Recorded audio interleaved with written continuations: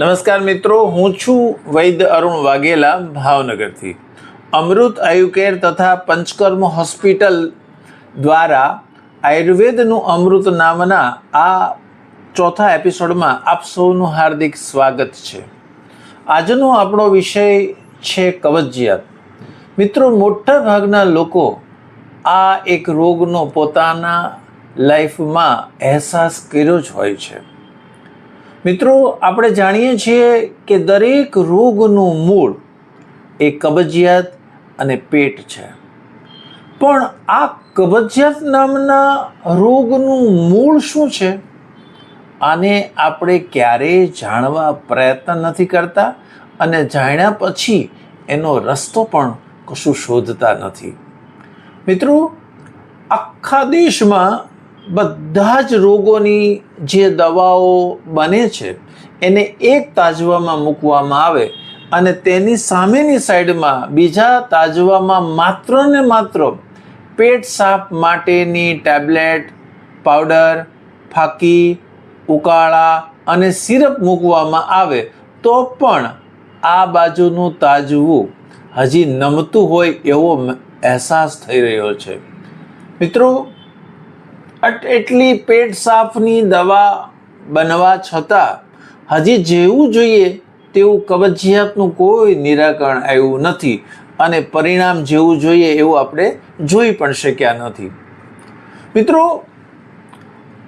અમે કોઈ પણ ફંક્શનમાં જઈએ, ફેમિલી ફંક્શનમાં જઈએ, કોઈ મિત્રો સગા સંબંધીઓ મળે ત્યારે પોતાના પેટ પર હાથ ફેરવીને અમને ઘણીવાર પૂછતા હોય કે ભાઈ હવે આ પેટનું કંઈક કરને, આ પેટ સાફ આવે એવી કોઈ દવા લખી આપને અથવા એવી કોઈ દવા સૂચન કરને કે જેના કારણે અમારું પેટ સાફ આવી જાય. મિત્રો, દરેક લોકોનું એક જ લક્ષ્ય છે કે પેટ સાફ લાવવાની દવા રાત્રે લઉં તો બીજે દિવસે મારું પેટ સવારમાં સાફ આવી જવું જોઈએ. મિત્રો, લોકોના ઘરે ઘરે પેટ સાફ લાવવા માટેના અઢળક પાવડર, ફાકી, ઉકાળા, ટેબ્લેટ અને સિરપ તો છે જ. અને શરૂઆતમાં કોઈ પણ દવા શરૂ કરવામાં આવે તો થોડા દિવસ પેશન્ટને ખૂબ જ સારું લાગે છે કે ના, હવે મારું પેટ સાફ આવવા માંડ્યું.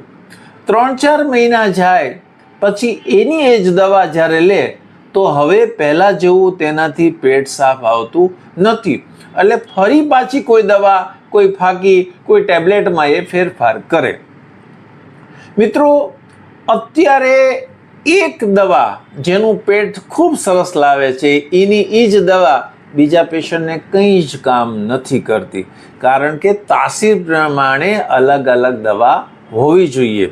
બીજી એક વાત, અત્યારે ન્યૂઝપેપરના આધારે, ઘણા અનુભવના આધારે, ઘણા પુસ્તકોના આધારે પોતાના વારસાગત ઘરે ઘરે એક જાતના પેટ સાફ આવે એના માટે પાવડરનું નિર્માણ થતું હોય છે. અરે ઘણી જગ્યાએ ટ્રસ્ટની હોસ્પિટલમાં, ટ્રસ્ટમાં, મંદિરોમાં પણ અત્યારે પેટ સાફની દવાઓ દરેક જગ્યાએ વિતરણ થયેલું છે. આપણે જાહેર રસ્તા ઉપર જ્યારે નીકળીએ છીએ ત્યારે અથવા રસ્તામાં કંઈક હોલ્ડ કરીએ તો હાઈવે ઉપર પણ, એ હોટલોમાં પણ પેટ સાફ માટેની દવાઓ મળતી હોય છે અને એ બધાની પણ સરસ મજાની વેચાઈ પણ છે. મિત્રો, આપણે આ પેટ સાફ નથી આવતું તેના માટે આહારમાં, પાણીમાં અને ઊંઘમાં જે ફેરફાર થાય છે એનું આ પરિણામ છે. પરંતુ આપણે એમાં ફેરફાર કરતા નથી અને પેટ સાફ લાવવાની દવાનું વારંવાર ફેરફાર કરી રહ્યા છીએ. ઘણા લોકો વર્ષો સુધી, 5 વર્ષ, 10 વર્ષ, 15 વર્ષ સુધી નિયમિત પેટ સાફની દવા લે છે અને લાંબો સમય લેવાથી આંતરડા અને પેટના ઘણા બધા પ્રશ્નો વધે છે. મિત્રો, મારો એક પાક્કો મેસેજ અહીંયા આપને આપવો છે કે 2 દિવસ, 5 દિવસ, 15 દિવસ કે મહિનો જો આપણને શરૂઆતના સમયમાં કબજિયાત થઈ હોય, રહેવા કહેવામાં ભૂલ થઈ હોય, એવા ઉજાગરા થયા હોય અને જો પેટ સાફ ન લાવતું હોય તો આટલા દિવસ માટે કદાચ એ ઔષધનો ઉપયોગ કરો અને એનાથી તમને સારું રહેતું હોય તો મારો વ્યક્તિગત કોઈ વિરોધ નથી. પરંતુ તમે 3 વર્ષ સુધી 5 વર્ષ સુધી આ પેટ સાફની દવા લીધા પછી 2 દિવસ જ જો દવા બંધ કરો ત્યારે પાછા હતા અને એને એ જગ્યાએ આપણે આવી જતા હોય તો હવે આનો કોઈ મૂળગામી ચિકિત્સાનો વિચાર કરવો અતિ જરૂરી છે. મિત્રો, છતાં પણ તમને પેટ સાફ ન આવે તો એવા આયુર્વેદના નિર્દોષ ઔષધોનું અથવા શરીરમાં પાચન સુધારીને પેટ સાફ આવે એવું આપણે અહીં વિચારવું જરૂરી છે. મિત્રો, આજનો એપિસોડ માત્ર ને માત્ર એવો પાક્કો મેસેજ મારે આપને આપવો છે કે દરરોજ રાત્રે પેટ સાફ લેવાની દવાની ટેવ પડી ગઈ છે અને તો જ મારું પેટ સાફ આવે છે, નહીં તો પેટ સાફ આવતું નથી. મિત્રો, તો સૌથી પહેલાં મારું પેટ સાફ કેમ નથી આવતું એનું આપણે પોતે આપણું અવલોકન કરવું જોઈએ.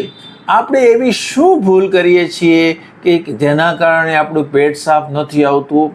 મિત્રો, સામાન્ય ભાષામાં ઉદાહરણ તરીકે સમજાવું તો ઘણા લોકો પાણી બહુ ઓછું પીતા હોય એના કારણે એમનું પેટ સાફ આવતું હોતું નથી. તો મિત્રો, અહીં કોઈ ફાકી ટેબ્લેટ કે સિરપ એ લ્યો ત્યાંથી સારું રહે છે, પણ આ કબજિયાત થવાનું કારણ ઓછું પાણી એ કારણ છે. જો એ પૂરતા પાણીનો ઉપયોગ કરે અને એની મેળે પેટ સાફ આવવા માંડે તો એ જ સાચો રસ્તો છે. ઘણા લોકોને ખાવા પીવાની ભૂલના કારણે કે અમુક દવાઓના કારણે કે અમુક ઉજાગરાના કારણે જો કબજિયાત રહેતી હોય તો તેમણે ખાવા પીવાની ભૂલ સુધારવી, જે દવાથી કબજિયાત રહેતી હોય એ દવાને ટાળવી અને ઉજાગરાના કારણે જો કબજિયાત રહેતી હોય તો ઉજાગરો ઓછો કરવામાં આવે તો એની મેળે પેટ સાફ આવવું જોઈએ. મિત્રો, હજી આટલું બધું વિચાર્યા છતાં પણ આપણને કબજિયાત માટે યોગ્ય કારણ મળતું નથી તો મિત્રો, આપણી આજુબાજુના આયુર્વેદના ચિકિત્સક પાસે જઈને આપણા કબજિયાતના કારણોને એમના માર્ગદર્શન હેઠળ જાણીને અને આપણી પ્રકૃતિ પ્રમાણે નિર્દોષ ઔષધો લઈને ભવિષ્યમાં બીજા કોઈ રોગ ઉદ્ભવ ન થાય એવો વિચાર કરીને કાયમી કબજિયાત માટે એમનું પ્લાનિંગ કરવાની જરૂર છે. મિત્રો, અત્યારે સૌથી વધારે જો કબજિયાતના કારણે રોગો થાય અને પછી એના ઉપદ્રવ રૂપે અઢળક રોગોની પણ સાથે આપણે દવા શરૂ થઈ જાય છે. આવા સમયે એ નવા રોગની તો સારવાર શરૂ હોય જ છે, પરંતુ હજી જેના કારણે આ રોગ ઉદ્ભવ્યો છે એ પેટ સાફની દવા બંધ થતી નથી. અમારી પાસે જ્યારે કબજિયાતના દર્દી સારવાર માટે આવે ત્યારે પણ એ અમને પણ પહેલો પ્રશ્ન પૂછે કે હે સાહેબ, કાલ મારું પેટ તો સાફ આવી જશે ને? દરેક લોકોને અત્યારે એવી ટેવ પડી ગઈ છે કે રાત્રે લ્યો અને બીજે દિવસે પેટ સાફ આવવું જોઈએ. મિત્રો, હવે મારો પાક્કો મેસેજ એવો છે કે આ સમયે આપણે પૂરેપૂરું કબજિયાત વિશે જાણીએ, એના વિશે પૂરી માહિતી લઈએ, એના કારણને જોડીએ, એની યોગ્ય ચિકિત્સકના અંતર્ગત એમની ટ્રીટમેન્ટ કરીએ અને કાયમ માટે કબજિયાતમાંથી મુક્ત થવાનું પ્લાનિંગ કરવાની જરૂર છે. મિત્રો, આયુર્વેદની દ્રષ્ટિએ સૌથી પહેલાં સરસ મજાની ભૂખ લાગવી જોઈએ. બીજું, જે ભૂખ લાગ્યા પછી જમ્યા પછી એનું સરસ મજાનું પાચન થવું જોઈએ. પાચન થયા પછી શરીર માટે શક્તિ અને બળ બનવા જોઈએ. પછી વધારાના કચરારૂપી મળ એટલે કે પેટ સાફ આવવું જોઈએ. અમે કોઈ પણ કબજિયાતના દર્દી જ્યારે સારવાર લેવા આવે ત્યારે સૌથી પહેલાં ભૂખ સરસ લાગે, પાચન સુધરે, શક્તિ સ્ફૂર્તિ બળે, પછી જ પેટ સાફ આવે એવા જ ઔષધોનું આયોજન કરતા હોઈએ છીએ. મોટાભાગે પેશન્ટને ભૂખ માટે કે પાચન માટે કે બળ કરતાં પણ એને વધારે પેટ સાફ લાવે એવા ઔષધો ઉપર એનું કોન્સન્ટ્રેશન હોય છે.